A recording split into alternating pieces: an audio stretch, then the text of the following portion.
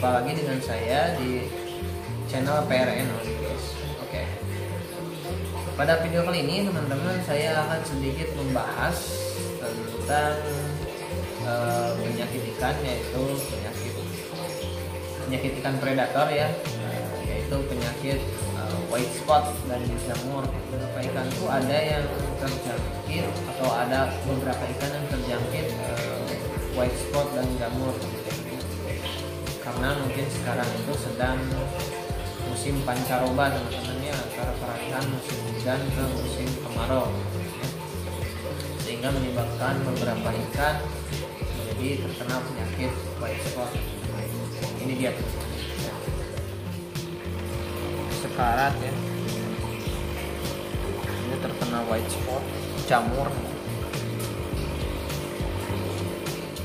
Juga sudah 2 ikan pibas aku mati karena terkena penyakit white spot dan jamur. Sama ikan toman sedang aku ini ya, pemulihan karena habis terkena jamur teman-teman ya. Jadi aku pindah ke sini dulu. Jadi penyakit yang akan kita bahas kali ini yaitu adalah penyakit ikan white spot dan jamur.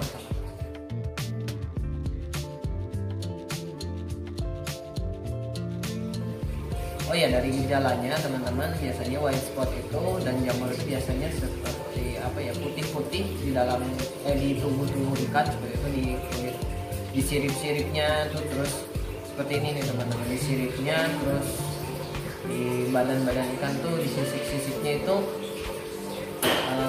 banyak putih-putih ya, seperti itu teman-teman. Ada yang putih-putih itu seperti ya, putih-putih seperti jamur gitu teman-teman ya.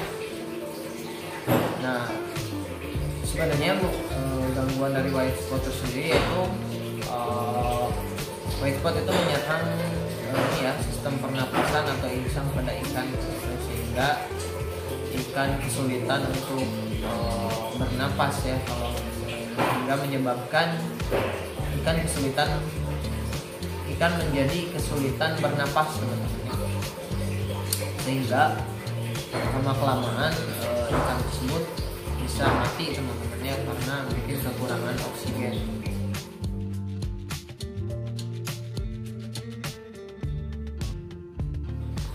Adapun penyebabnya teman-teman dari white spot itu sendiri ya,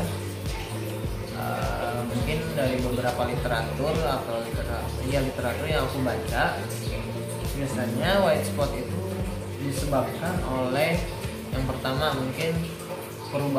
itu perubahan suhu ya, perubahan suhu yang naik turun seperti itu.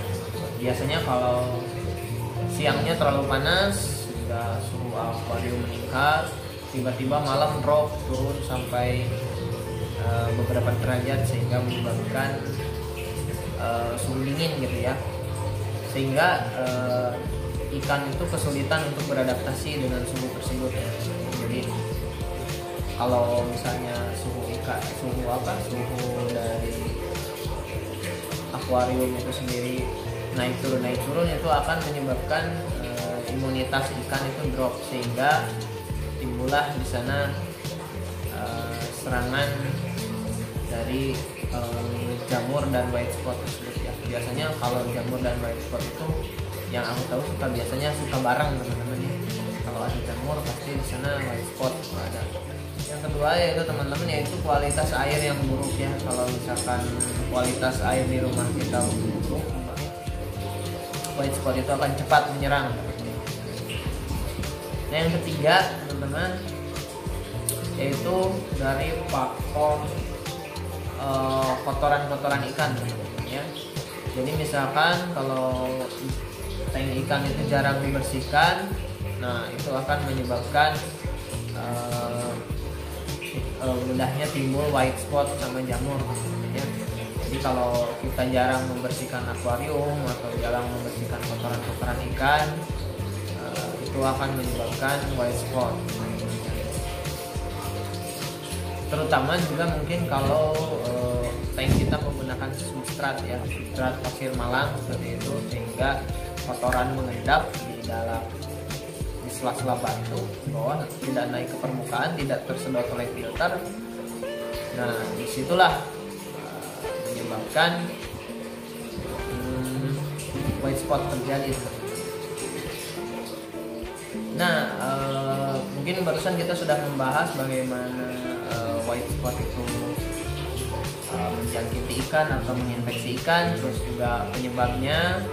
Nah sekarang yang terakhir aku akan kasih bagaimana solusi untuk penanganan atau pencegahan white spot ya. Kalau sudah menjangkiti ikan mungkin agak susah, tapi insya Allah lah kalau dengan penanganan yang tepat ikan bisa sembuh.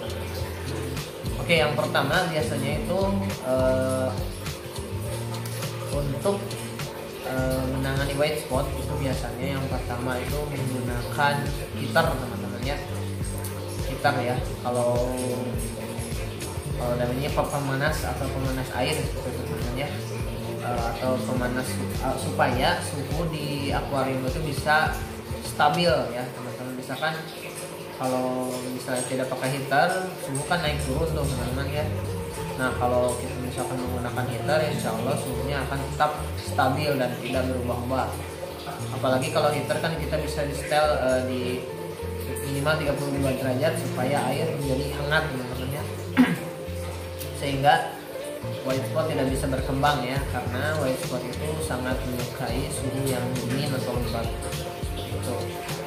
Nah yang kedua mungkin untuk pencegahannya itu kita bisa sering melakukan penyiponan atau pembersihan akuarium ya. Salah satu juga selain menyipon, kita juga bisa melakukan water change ya, seperti pokoknya perawatan tank atau pembersihan tank ya gitu. Jadi kotoran-kotoran ikan tuh minimal 2 hari sekali atau 3 hari sekali kita bersihkan, terus minimal pergantian air sekitar 30%, supaya kualitas air di tank tetap terjaga.